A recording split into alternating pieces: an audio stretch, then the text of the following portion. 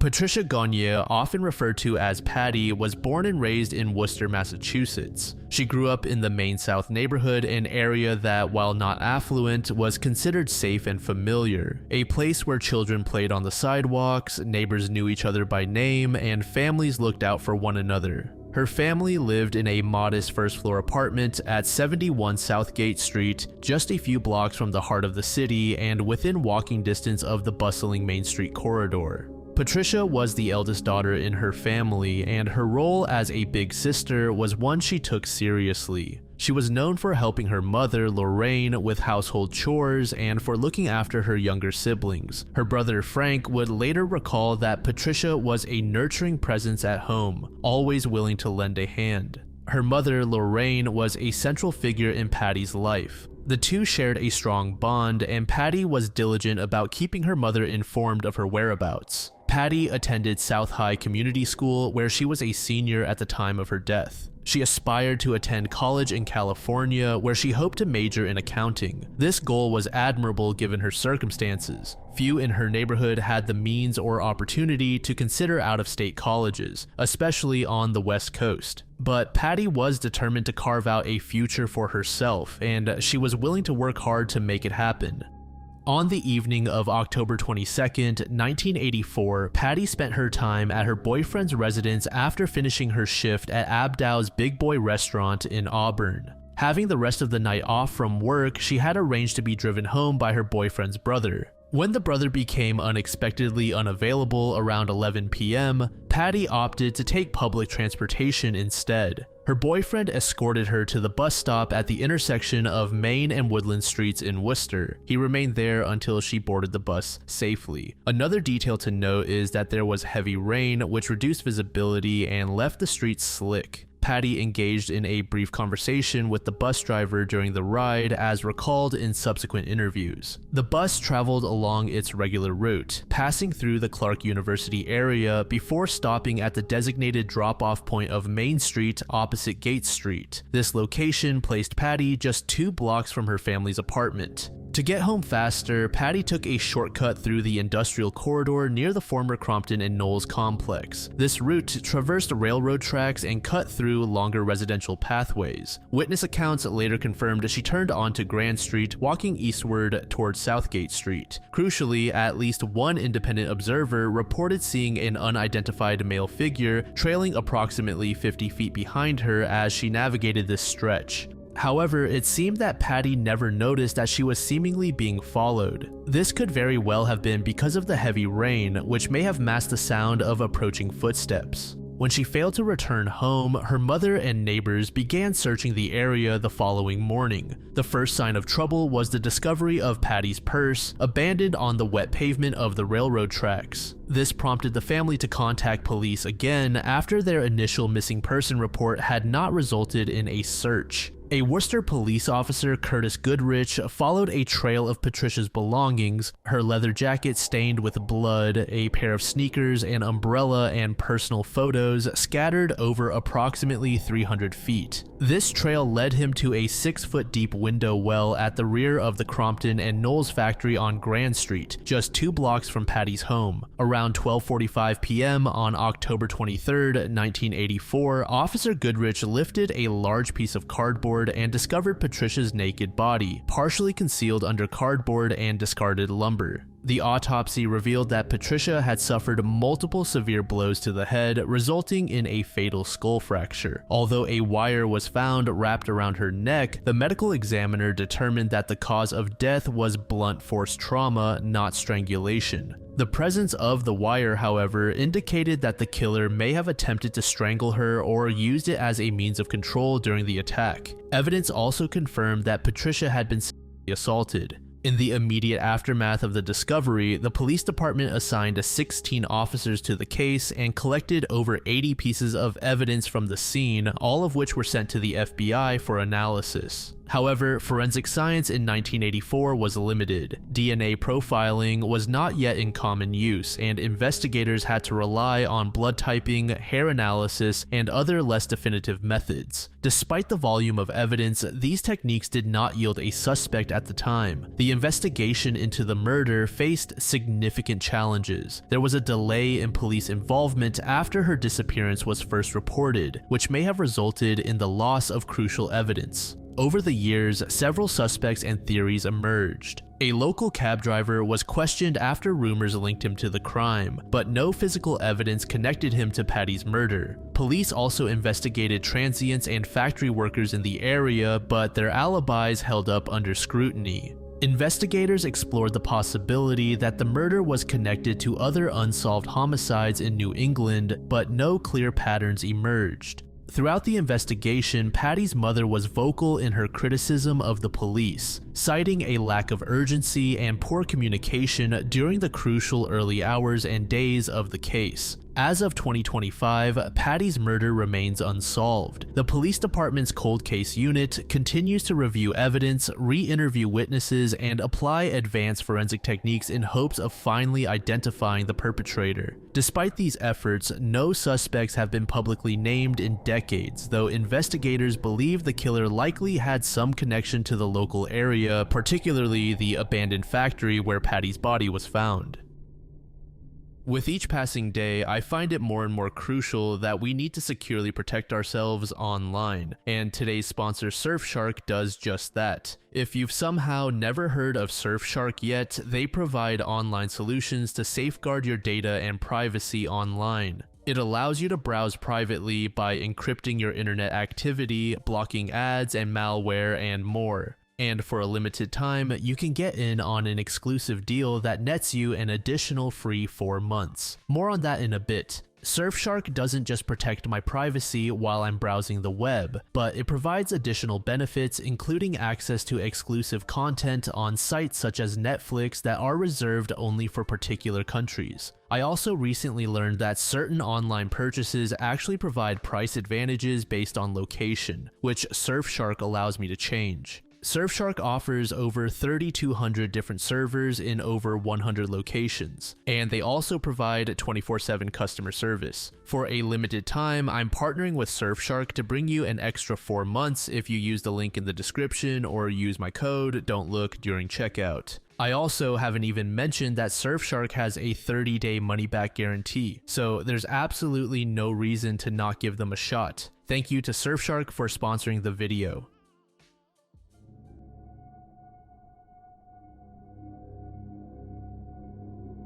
The disappearance of Susie Jane Lamplugh on July 28, 1986 remains one of Britain's most extensively investigated missing persons cases. At just 25 years old, this estate agent from Fulham, London, vanished without a trace after leaving her office for what appeared to be a routine property viewing appointment. Susie was born on May 3, 1961 and worked for Sturgis Estate Agency at 654 Fulham Road in London. Described by those who knew her as confident, happy, and fulfilled in both her personal and professional life, she was in a relationship with her boyfriend at the time of her disappearance and appeared to have a promising career ahead. Her case would ultimately transform workplace safety protocols and lead to significant legislative changes protecting women from stalking and harassment.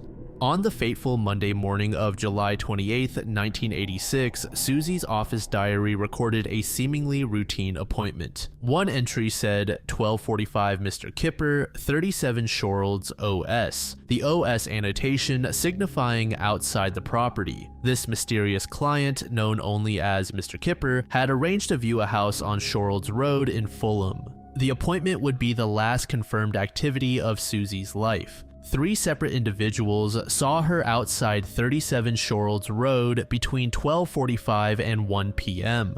A man walking past the house observed her at the gateway at 12:50 p.m. where she appeared to be waiting for someone. 10 minutes later, the owner of the neighboring house heard someone leaving number 37 and witnessed Susie and a man departing the property while looking back at the house. This final sighting became the basis for a police identikit of the unidentified male companion. The sighting was corroborated by another witness who noticed the man was holding a bottle of champagne with ribbons around it. Witnesses described the man as a white male between 25 and 30 years old with a dark complexion, dark hair swept back, and dressed in a dark charcoal suit. Later that afternoon, Susie's white Ford was discovered abandoned in Stevenage Road, approximately 1 mile from the property viewing location. The discovery raised immediate alarm bells. The car doors were unlocked, her purse remained inside, but the keys were missing. Additionally, the handbrake was off and the driver's seat was pushed back to a position from which Susie would not have been able to drive the car, indicating that someone else had driven the vehicle. Perhaps the most significant witness testimony came from Barbara Whitfield, Susie's close friend, who insisted she had seen Susie driving north up the Fulham Palace Road in her car with a man at around 2:45 p.m. Whitfield waved to Susie as she cycled south down the road, but Susie was talking to her passenger and did not see her. As Whitfield was the only witness that day who actually knew Susie personally, her sighting was afforded significant weight by investigators. Another crucial witness emerged later, a jogger who saw a dark-colored left-hand drive BMW speeding south down Stevenage Road. The car suddenly stopped, and a woman who matched Susie's appearance was seen struggling with a man inside the car and sounding the horn in an apparent attempt to attract attention. The witness initially described seeing a blonde woman, but his account was initially dismissed because police incorrectly assumed Susie had brown hair when she vanished.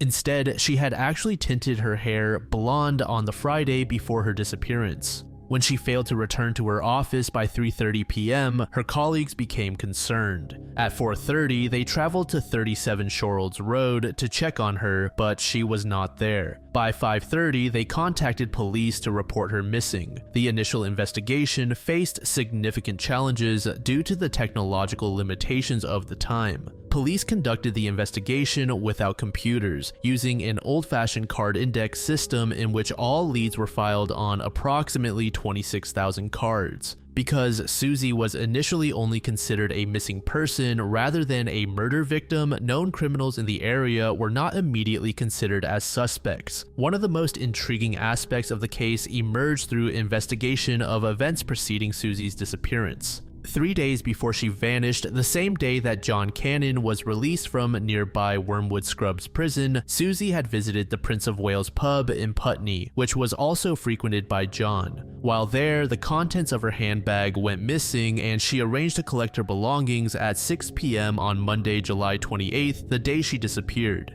Several hours after Susie vanished, a woman identifying herself as Sarah phoned the pub saying she had a message for Susie. Subsequently, a man called claiming to be a policeman and asking about Susie's diary and checkbook. Police confirmed the man was not actually an officer, and the identity of Sarah remained unknown. Interestingly, the first call was placed well before Susie's disappearance had even been publicly reported, suggesting potential evidence of stalking or surveillance. John Cannon quickly emerged as the prime suspect in the disappearance. Born on February 20th, 1954, John was a convicted murderer and serial rapist. His criminal history was extensive and deeply troubling. In 1980, he had raped and beaten his girlfriend when she tried to leave him, and he raped a shopkeeper at knife point in 1981. His most notorious crime occurred in October 1987, when he abducted and murdered 29-year-old Shirley Banks from Bristol. Banks, a newlywed factory manager, was held hostage in John's residence for 18 hours before being killed and dumped at a site in the Quantock Hills known as Dead Woman's Ditch. Aside from the fact that John was released from prison around the same time that Susie went missing, John's nickname served as a pretty compelling piece of evidence.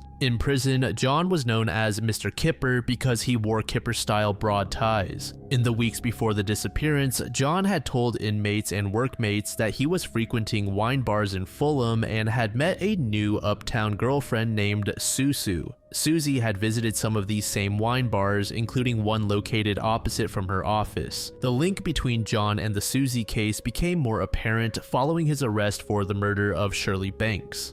Inside John's dark BMW, police found an imitation handgun, handcuffs, and the tax disc for Banks's car, which was discovered hidden in his garage with a new false number plate. This plate displayed SLP 386S. Detectives later noted that the letters could stand for Susie Lamplugh and the number 86 for 1986, the year she vanished. When questioned about the significance of the number plate, John replied that it could be seen as a reference to Susie, before detectives had even mentioned her name. However, John claimed he had chosen the letters randomly and suggested the car had been purchased from a Bristol businessman responsible for multiple murders. During reinvestigations in the early 2000s, crucial DNA evidence emerged linking John to the crime. In 2007, it was revealed that DNA analysis of a car previously owned by him showed that Susie had been inside the vehicle. The car, a red Ford Sierra, was discovered in a North London scrapyard and subjected to forensic analysis. It should also be noted that in the year 1994, Susie was officially declared dead, presumed murdered, despite no clear evidence of that being found. Although tests indicated that both Susie and John had been in the car, the Crown Prosecution Service determined that there was insufficient evidence to prove both had been in the vehicle at the same time. Despite John's initial claims that he frequently drove the car, he subsequently changed his story and denied ever using the vehicle. In November 2002, the Crown Prosecution Service concluded there was insufficient evidence to charge John with Susie's murder.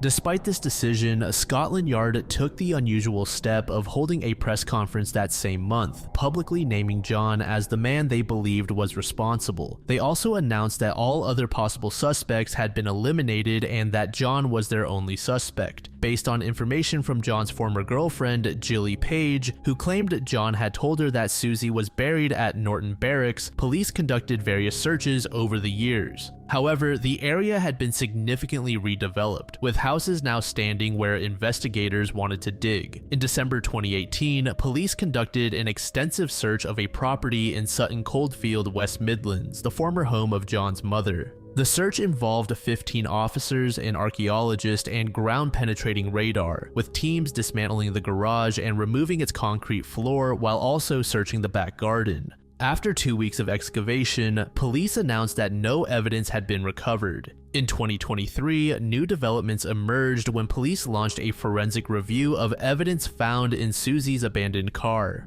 Officers began examining hairs, fibers, and body tissue samples, along with a smudged fingerprint found on the rearview mirror that they believed could belong to the killer. A small amount of DNA was extracted from the fingerprint in 2000, but not enough to create a profile. Advances in forensic science have raised hopes that modern techniques might yield new insights from this evidence. On the other hand, former Metropolitan Police Detective David Vidicette has proposed a controversial alternative. After conducting his own investigation, David concluded that John never knew Susie and was innocent. His theory suggests that the Mr. Kipper appointment may have been fabricated by Susie herself as an excuse to leave the office for personal reasons. He points to several pieces of evidence supporting his theory, including the fact that the estate agency only had one set of keys for the Shorolds Road property, which were found in the office by police. He argues that if Susie didn't have the keys, she had no intention of visiting the property.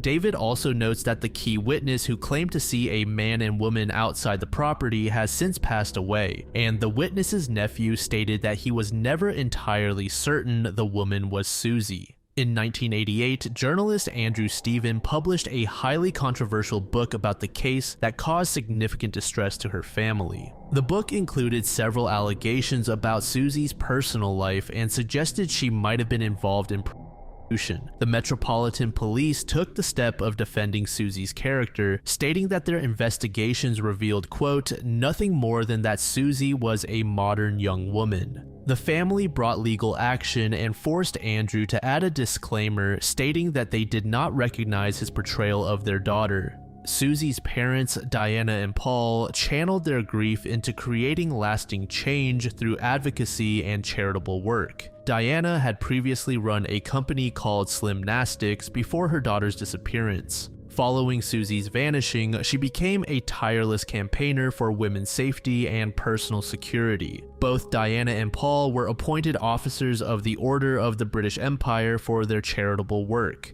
Tragically, both parents died without ever learning the truth about their daughter's fate. Diana suffered strokes and was diagnosed with Alzheimer's disease in 2003, requiring specialist care until her death in August 2011 at age 75. Paul, a retired solicitor who had been battling Parkinson's disease, passed away in June 2018 at age 87. The Susie Lamplugh Trust, established in December 1986, has become the UK's leading personal safety organisation. The charity's mission encompasses raising awareness of personal safety through training and various projects, helping people avoid becoming victims of aggression, and offering counselling and support to relatives and friends of missing people. The Trust operates the UK's National Stalking Helpline and has trained more than 50,000 people in personal safety measures. The organization's significant achievements include successfully campaigning for private hire vehicle licensing in London, helping to secure the Protection from Harassment Act in 1997, and developing Susie's Charter for Workplace Safety.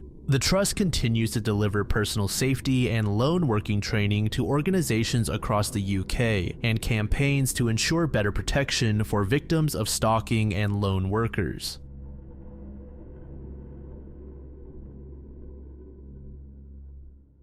So, before anyone can mention it, I personally consider this case solved, but nevertheless, there is some dispute on its conclusion, and it was included on the original Iceberg chart by the creator. As a result, we're still going to discuss this case, and it's also still pretty interesting. On December 26, 2007, a brutal mass murder occurred at the Liming Lime plant in Shangxinji Township in China. The case shocked the nation and became one of the most significant unsolved criminal cases in modern Chinese history. The massacre was discovered on the morning of December 27th when 33-year-old factory worker Wang Huayi arrived for work at approximately 6 a.m. Upon entering the facility, he first found the body of the factory owner's wife, Chen Xiaoyun, lying in a pool of blood near the gate. The sight was so traumatic that Wang immediately fled to report the incident to local authorities. The lime processing plant was located in a remote area, approximately 500 meters from the nearest cement factory and far from residential areas, which complicated the initial investigation. When police arrived at the scene, they established a perimeter of approximately 2 kilometers around the facility and deployed over 100 officers to secure the area. The forensic examination revealed a methodical and calculated attack that displayed the perpetrator's intimate knowledge of the facility's layout. 7 victims were found dead inside the buildings, while 1 victim was discovered outside near his motorcycle on the factory road. There was a dormitory located in the building, and interestingly, all of the bedding remained undisturbed. This indicated that the victims were killed before going to sleep, suggesting the attack occurred during evening hours. The forensic investigation yielded crucial evidence about the perpetrator's characteristics and methods. Based on physical evidence, investigators determined the perpetrator's height was approximately 5 feet 5 inches to 5 feet 8 inches. The age was estimated to be around 30 with a strongly built physique. The perpetrator wore size 40 European leather shoes, leaving 19 clear footprints with matching sole patterns found at the scene. The crime scene characteristics revealed that all victims suffered fatal knife wounds to the neck, with what was described as precise expert-level cuts. Multiple victims also sustained severe blunt force trauma to the head.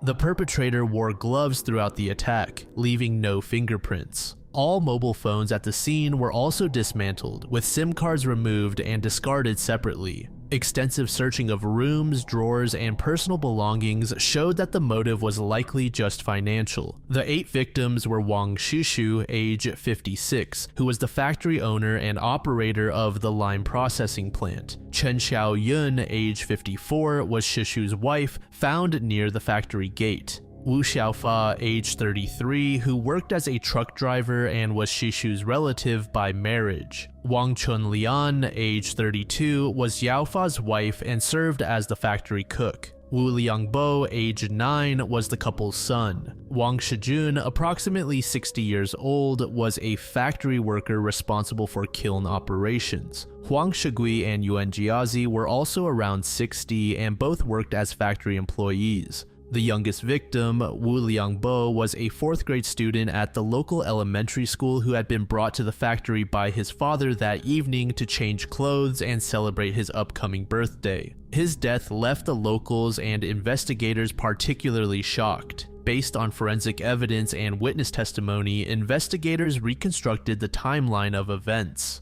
The regular dinner time for factory residents was 7 p.m., with stomach contents of all victims indicating they had eaten approximately 1 hour before death. At around 7:20 to 7:30 p.m., Wu Xiaofa departed from his father-in-law's house with his son, heading to the lime plant. The estimated time frame for the murders, based on forensic analysis, was between 7:30 and 8:30 p.m. Xiaofa was likely the first victim, killed outside the facility near his motorcycle at approximately 7:30 p.m. He appeared to have been lured outside by someone he trusted, as evidenced by his casual dress including slippers and pants without a belt, suggesting he left hastily to meet someone familiar. The perpetrator likely killed him first to eliminate the youngest and strongest potential resistance, then proceeded to systematically murder the remaining 7 victims inside the facility. The severity of the case prompted immediate action at multiple governmental levels. Within hours of the discovery, a joint task force was established involving the Hubei Provincial Public Security Department, Huanggang Municipal Public Security Bureau, Hong'an County Public Security Bureau, and over 100 investigators and forensic specialists. Deputy Director Shang Wu personally supervised the investigation. The case was classified as the deadliest criminal incident in Hubei province since 1949.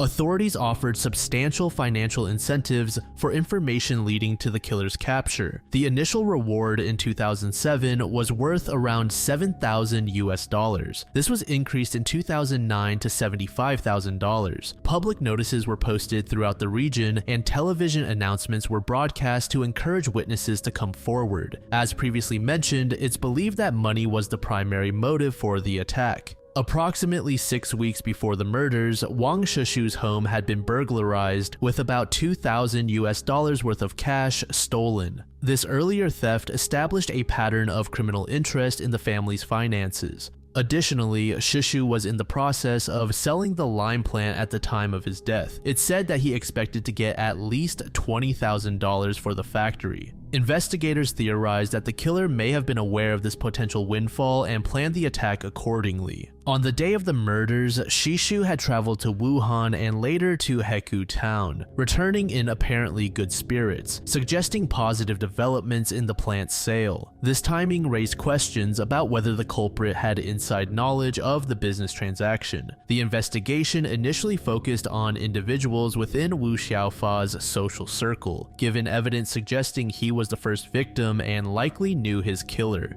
The early suspects included Wen Shuiyang, a local butcher with a criminal history, including assault and theft convictions. Zhang Dongsheng, an agricultural vehicle driver with theft and gambling records, was also investigated. Hong Dingjiang, a repeat offender known for robbery and gambling, came under scrutiny. Yu Tu Huang, a man with robbery convictions who had recent contact with the victims, was another suspect. Each suspect was investigated and ultimately ruled out through alibi verification and forensic evidence comparison. In 2016, as part of a national initiative to solve cold cases, a specialized task force was assigned to re-examine the murders. The team employed advanced forensic techniques and fresh analytical approaches to review all existing evidence. A breakthrough came when investigators re-examined the footprint evidence collection process. They theorized that if the killer had not been identified through extensive community sampling, he might have been hiding in plain sight, potentially as part of the investigation team itself.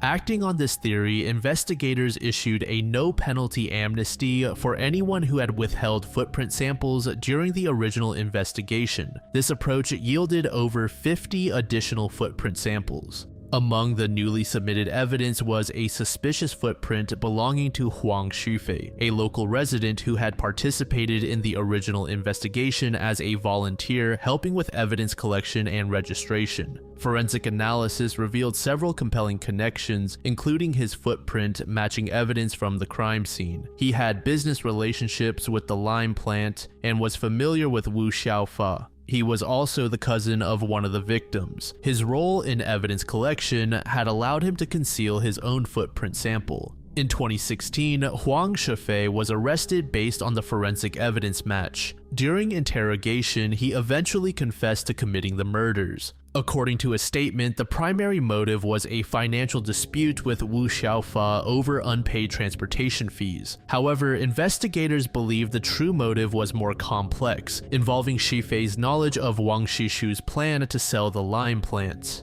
Shifei's confession outlined how he lured Xiaofa outside under false pretenses. After killing him, he realized witnesses remained who could identify him. He decided to eliminate all potential witnesses and killed the remaining 7 people. He searched the premises for cash, expecting to find the large sum that was expected from the factory sale. Shockingly, before the case could proceed to trial, Huang Shufei died while in police custody. This unexpected development meant that the case could never receive final judicial resolution, leaving some aspects officially unresolved despite the confession and forensic evidence. Despite the confession, some aspects of the case remain controversial. Questions persist about the specific details of his death in custody. There are ongoing questions about whether he acted entirely alone, and the adequacy of the original investigation procedures remains debated.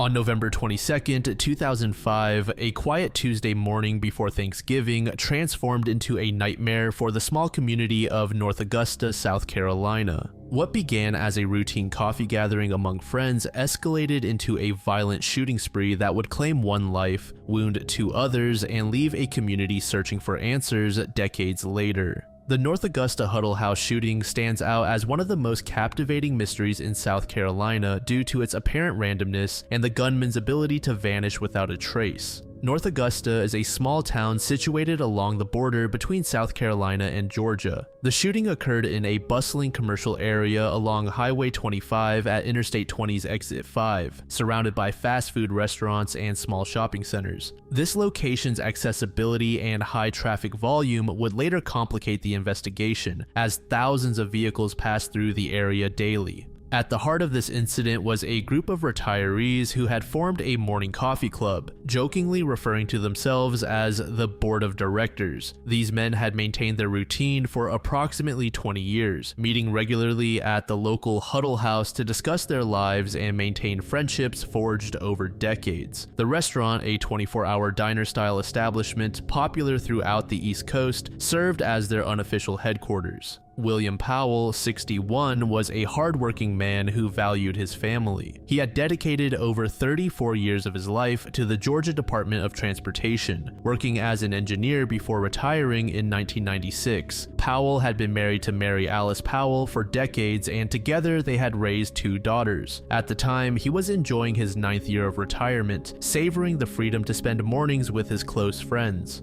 Another key individual of the group was Reverend Earl Carter, who served as clergy for the rural Little Horse Creek Baptist Church. He had developed a deep friendship with Powell through their morning meetings. The violence began at approximately 6 a.m. when the gunman approached Davidson's vehicle at the Burger King drive-thru. Armed with what would later be identified as an SKS assault rifle, the assailant demanded her car at gunpoint. Davidson's split-second decision to floor the accelerator and duck down likely saved her life, though the gunman fired multiple shots at her fleeing vehicle. The second shot struck her in the back, but she managed to drive to a nearby gas station where she called for emergency assistance. The culprit was armed with what would later be identified as an SKS assault rifle. After sustaining her injury, Davidson pulled into a nearby gas station where she called for emergency assistance. Following his failed carjacking attempt, the gunman moved to the nearby Huddle House parking lot, where the board of directors were concluding their morning coffee session.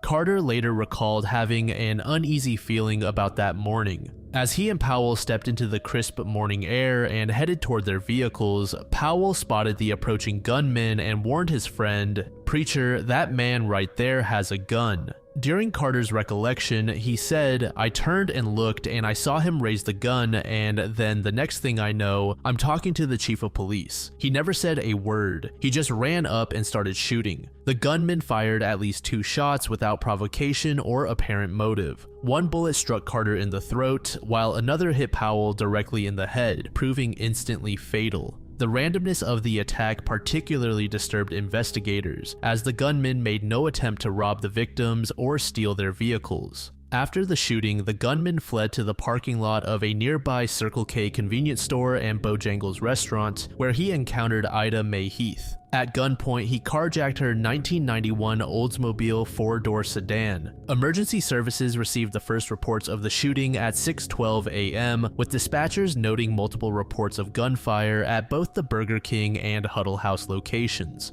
When first responders arrived, they found Powell had already succumbed to his injuries and was pronounced dead at the scene. Carter, though critically wounded, was still breathing but unconscious. Carter's condition was so severe that medical personnel reported losing him twice during transport to the hospital. The bullet to his throat caused significant damage, requiring multiple surgeries and leaving him with permanent disabilities, including reliance on a single vocal cord for speech and loss of half his vision in his right eye. As for Davidson, she was transported to the Medical College of Georgia, where she was admitted in stable condition following her gunshot wound to the back. She survived her injuries but chose not to speak with the press following her release from the hospital. Approximately 6 hours after the shooting, Heath's stolen 1991 Oldsmobile was discovered in the parking lot of a sleep-in hotel, less than a mile from the crime scene. When police arrived to examine the vehicle, they found the engine still warm to the touch, indicating the gunman had recently abandoned it. This discovery prompted an immediate and frantic search of the surrounding area, but no trace of the suspect was found. The vehicle's condition provided investigators with crucial clues about the gunman's activities during the 6-hour period between the theft and recovery.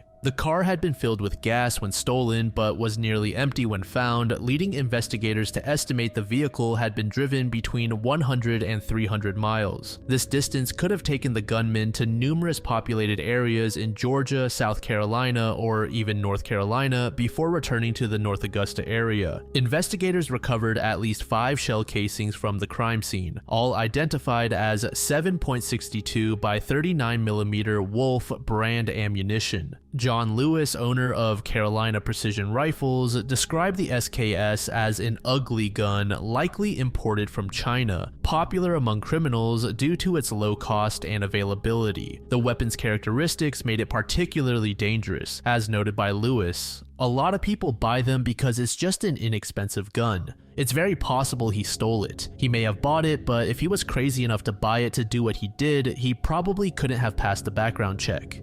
According to federal data, the SKS assault rifle has been involved in numerous high-profile attacks and poses a significant threat to law enforcement officers. From 1998 through 2021, 27 law enforcement officers were killed in the line of duty with SKS assault rifles, with bullets penetrating officers' protective vests in 6 incidents. One of the most significant developments in the investigation was the recovery of DNA evidence from the crime scene. Investigators obtained what they believed to be the killer's DNA sample, which was submitted to the national database for comparison. However, despite years of testing and database searches, the sample has never produced a match.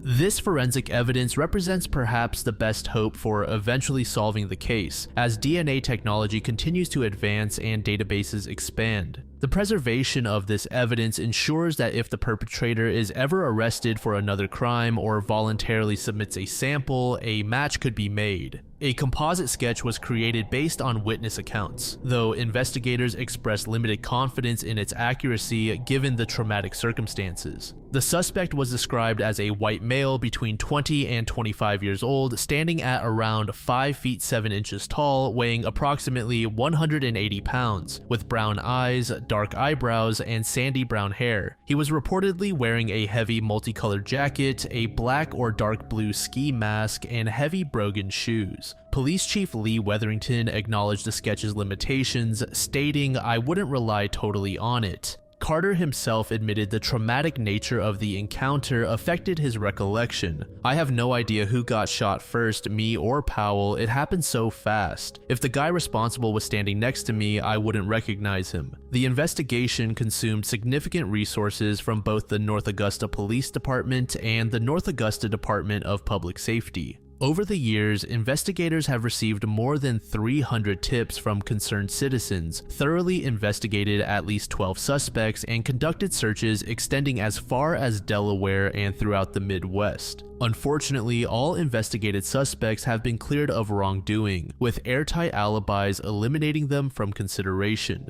As one detective noted, "It's disappointing when you're that close and you think you're onto something, but then an alibi comes up that's airtight. It doesn't matter what kind of gut feeling you have to move on." The case gained national attention in 2009 when it was featured on the television program America's Most Wanted. This exposure brought renewed hope to investigators and the community that someone with information might come forward. As of the most recent available information, the North Augusta Huddle House shooting remains an active cold case. A $10,000 reward continues to be offered for information leading to the apprehension of the suspect. The passage of time has created additional challenges for investigators, as noted by Lieutenant Thornton. 1 year after it happened, we could continue to ask potential suspects where they were last Thanksgiving, but 3 years later, it becomes more difficult to say where you were. It's a little more difficult to establish an alibi or even to combat a suspect's alibi now.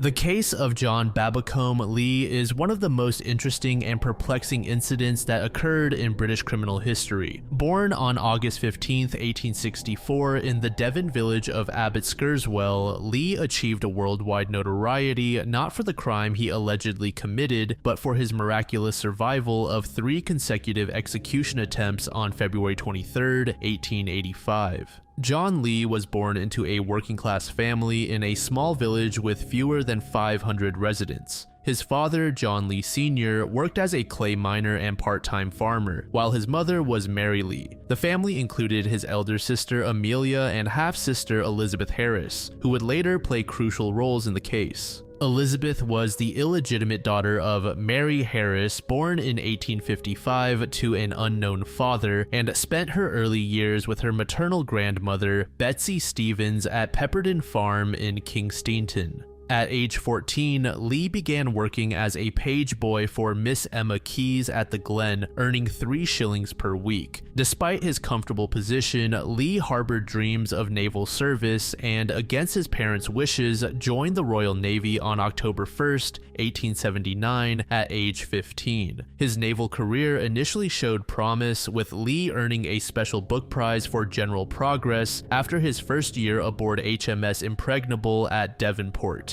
However, fate intervened when he contracted severe pneumonia at age 18, forcing his discharge from the Navy as medically unfit for further service. This devastating setback profoundly affected the young man, who later described his youth as a long series of troubles and misfortunes. The loss of his naval career marked the beginning of a downward spiral that would ultimately lead to tragedy. Following his discharge, Lee struggled to find stable employment, working briefly as a boot boy at the Royal Dart Hotel in Kingswear, a railway porter at Torray Station, and in various other menial positions. With Miss Keyes' help, he secured a position as footman to Colonel Brownlow at Ridge Hill in Torquay. However, in July 1883, Lee's self-destructive tendencies manifested when he stole family silver from the colonel, attempting to pawn it in Devonport. The pawnbroker recognized the family crest, leading to Lee's arrest and conviction for theft, resulting in 6 months of hard labor at Exeter Prison. Surprisingly, despite his criminal record, Miss Keyes wrote to the prison chaplain expressing her willingness to re-employ Lee, describing him as simple-minded and easily led astray.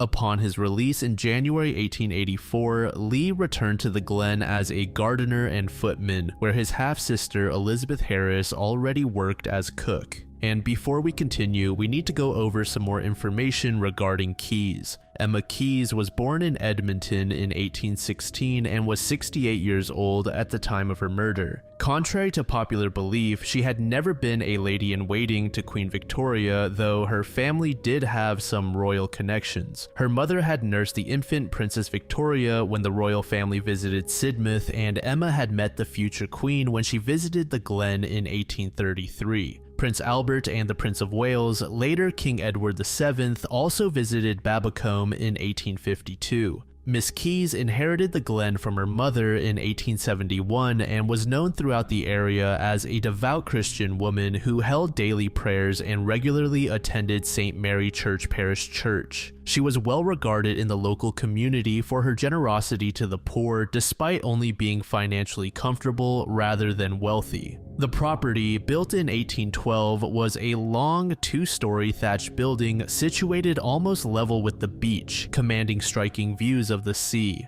At the time of the incident, the Glen housed a small staff consisting of Keyes, her two elderly maids, Jane and Eliza Neck, who had served her for 48 and 40 years respectively, Elizabeth Harris as cook, and John Lee as footman and gardener. Jane and Eliza Neck were described as living like automatons due to their rigid routines and unwavering dedication to their mistress. On October 28, 1884, Miss Keyes finalized the sale of the Glen for £13,000, having attempted to sell the property for months. That same day, she informed Elizabeth Harris and John Lee about their future employment prospects. While Harris was already set up, Lee received devastating news. His already meager wages would be reduced from 2 shillings and sixpence per week to just 2 shillings. For Lee, who had earned 3 shillings weekly at age 15 and compared his wages unfavorably to the 13 shillings earned by farm laborers, this reduction was a bitter blow. Witnesses recalled his emotional reaction, with Elizabeth Harris stating that John came into the kitchen crying and said Miss Keyes was going to pay him 2 shillings a week. Jane Neck reported that Lee expressed anger and disappointment, saying, "I will not stop another night. Before I leave Torquay, I will have my revenge."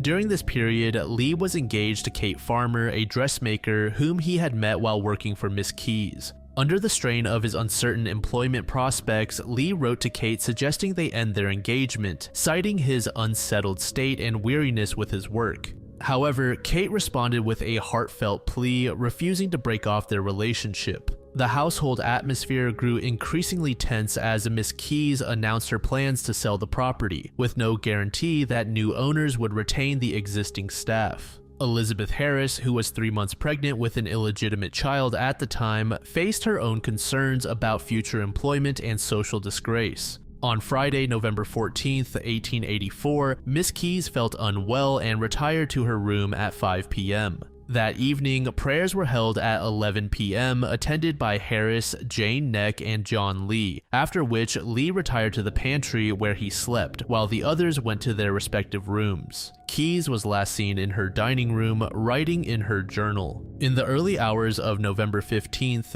1884, Elizabeth Harris was awakened by the smell of smoke filling the Glen. She raised the alarm, waking Jane and Eliza Neck, and they discovered thick smoke throughout the house. In their night clothes, they descended to the dining room where they encountered Lee, partially dressed with his braces hanging down. The scene that greeted them was horrific. Miss Keyes' body lay on the dining room floor, her head toward the fireplace and legs toward the door. Her clothes were smoldering and a strong smell of paraffin permeated the air. Harris noticed that Lee's arm was bleeding and he claimed he had cut himself breaking a window to let smoke escape. Investigation revealed that multiple fires had been deliberately set throughout the house in 5 separate locations: the dining room, the honeysuckle room, the hallway, the stairs, and Miss Keyes' bedroom. Despite the arsonist's efforts, the house's stone walls prevented the fires from spreading completely. A large, congealed pool of blood was discovered in the hallway, alongside a blood-soaked chair cover and a hair comb. This evidence suggested that Keyes had been attacked in the hallway before her body was moved to the dining room. Dr. Thomas Stevenson of the Royal College of Physicians later testified that Miss Keyes had suffered severe head injuries inflicted with great force, possibly with a hammer or similar blunt object. Her throat wound was so deep it severed major arteries and even notched the vertebrae and was inflicted post-mortem. The brutality of the attack shocked even experienced investigators, with her skull having been smashed and her throat slashed from ear to ear. Police Sergeant Abraham Knott arrived at the Glen on the morning of November 15th and quickly identified John Lee as the prime suspect. The investigation revealed that nearly a gallon of paraffin had been used to start the fires, indicating a calculated attempt to destroy evidence. Bloodstained towels were found behind the pantry door and in the scullery, while a knife with traces of blood and earth, believed to be the murder weapon, was discovered in the pantry. Several pieces of evidence linked Lee to the crime. His socks were found soaked in paraffin and contained strands of Miss Keyes' hair. His trousers and shirt bore bloodstains, with the shirt reeking of burnt oil. The oil can used to ignite the fires was stored in a cupboard near Lee's bed, making it difficult for anyone else to access without disturbing him. Lee's claim of breaking the dining room window to let out smoke was contradicted by the position of the glass, suggesting it had been broken from the outside. Investigators determined that Miss Keyes had likely gone to sleep around midnight, prepared cocoa, and changed into her nightclothes before being disturbed and coming downstairs. A slipper and partially burnt stocking belonging to her were found hidden under the carpet in the hall, suggesting the body had been dragged to the dining room by a single person. The blood evidence, particularly a large stain on the inside leg of Lee's trousers, aligned with this theory of him dragging the victim by her arms. Lee's accounts of his actions on the night of the murder proved inconsistent across 3 separate interviews. Initially, he claimed to have slept through the entire incident, but when confronted with evidence that he was already partially dressed when the alarm was raised, he changed his story to say he had awakened in response to Elizabeth's cries. He later offered different accounts to Reverend Hine and eventually told the supper party story decades later. The inquest, led by coroner Sidney Hacker with a jury of 15, began at the Glen before moving to St. Mary Church Town Hall. Critics argued that the coroner overstepped his authority, treating the inquest as a judicial hearing rather than an investigation into the cause of death. Lee, representing himself during the first 2 days, attempted to cross-examine witnesses but lacked the legal skills to mount an effective defense. The jury returned a verdict of willful murder against Lee. Throughout the trial, Lee displayed what reporters described as a defiant and indifferent attitude, which further alienated public and judicial sympathy. When the jury returned a guilty verdict after only 40 minutes of deliberation, Justice Manistee sentenced Lee to death. In response, Lee said, "Please, my lord, to allow me to say that I am so calm because I trust in my lord and he knows that I am innocent." His execution was scheduled for Monday, February 23, 1885, at Exeter Prison. During his time awaiting death, Lee became deeply religious and maintained what observers described as defiant optimism. Remarkably, on the night before his execution, Lee dreamed that the scaffold would fail, and he recounted this dream to 2 warders at 6 a.m. At 8 a.m., executioner James Barry, a freelance hangman known for his professionalism, escorted Lee to the scaffold located in the prison's coach house. The mechanism had been carefully tested beforehand, with Barry operating it 5 times, though crucially without placing any weight on the trapdoor. Lee was positioned on the trapdoor, the noose placed around his neck, and the white hood drawn over his head. When Barry pulled the lever, nothing happened.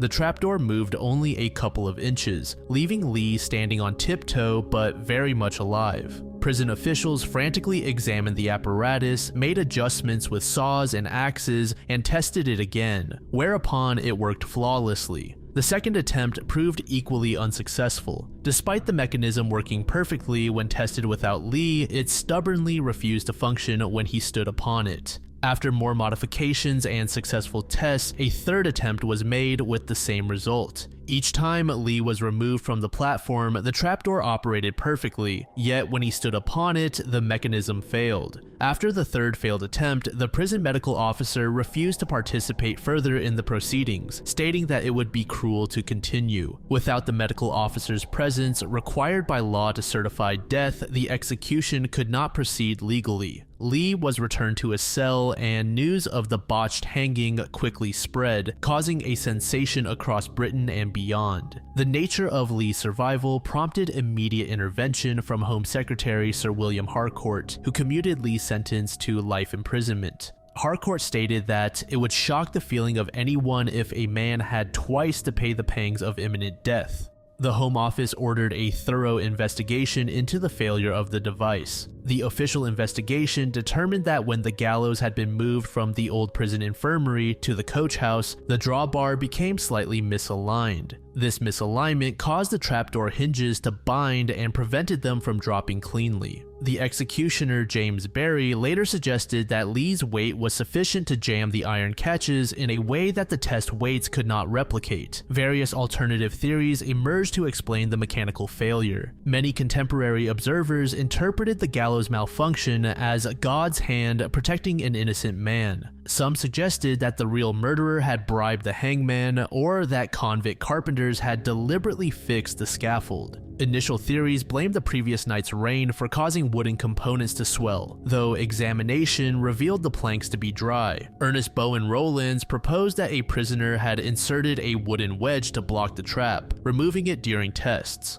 Ultimately, Lee served 22 years in various prisons, including Dartmoor, continuing to maintain his innocence and petition successive Home Secretaries for release. He was finally released on license in December 1907, by which time public interest in his case had somewhat waned. The Home Office sought to suppress further sensationalism, but Lee quickly found ways to capitalize on his infamy. After his release, Lee gave public talks and exhibitions about his life, often framed as a tale of faith, resilience, and justice. Despite the Home Office's efforts to prevent it, he made a living by selling his story to national newspapers. In January 1909, he married Jessie Bullard, a nurse and head attendant in female mental wards at Newton Abbot. They had 2 children, John Aubrey Maurice, born January 10, 1910, and a daughter born August 10, 1911. Lee's family life proved short-lived. Around 1911, he abandoned his pregnant wife and family, leaving them destitute in Lambeth Workhouse while he emigrated to America with another woman named Adelina, whom he falsely claimed as his wife. This act demonstrated that Lee's character had not improved with age or experience, revealing him to be, in the words of one researcher, an all-round liar, manipulator, and a darn right bounder. Lee's exact whereabouts and activities after emigration remained mysterious for decades, with conflicting reports placing him in the United States, Canada, and Australia.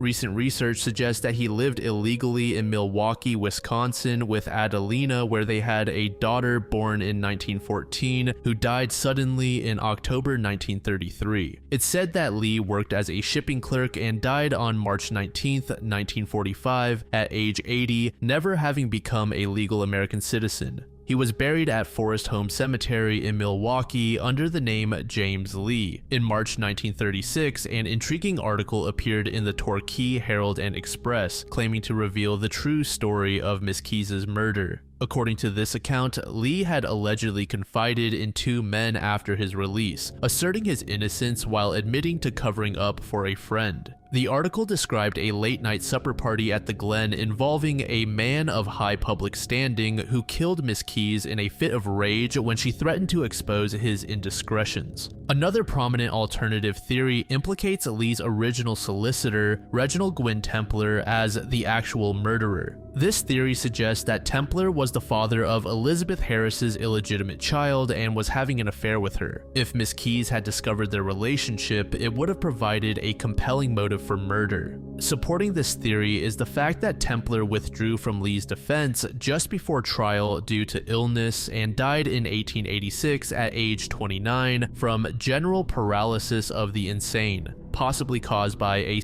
sexually transmitted disease.